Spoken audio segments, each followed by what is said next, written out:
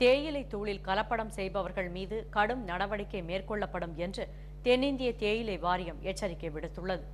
குன்னூரில் செய்தியாளர்களிடம் பேசிய தென்னிந்திய தேயிலை வாரிய செயல் இயக்குநர் திரு நசீம், தேயிலை தூளில் புளியங்கொட்டை தூள், ஜாம், ஐஸ்கிரீமில் சேர்க்கப்படும் சாய பவுடரை கலப்படம் செய்யக்கூடாது என்று தேயிலை வியாபாரிகளுக்கு அறிவுறுத்தப்பட்டுள்ளதாக தெரிவித்தார். டீல எந்த விதமான கலரையுமே ஆட் பண்ணக்கூடாது.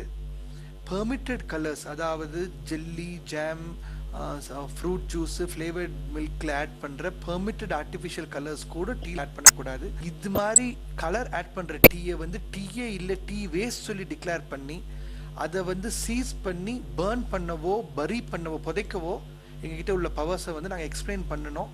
வெகு சீக்கிரமாக நாங்கள் நடவடிக்கை எடுப்போம். தேயிலையில் கலப்படம் செய்த வியாபாரிகள் மீது ஏற்கனவே பல வழக்குகள் நிலுவையில் உள்ளதாக அவர் குறிப்பிட்டார். கலப்படம் செய்வதை தடுக்க தென்னிந்திய தேயிலை வியாபாரிகளை நேரில் அழைத்து பேச உள்ளதாகவும் திரு நசீம் கூறினார்.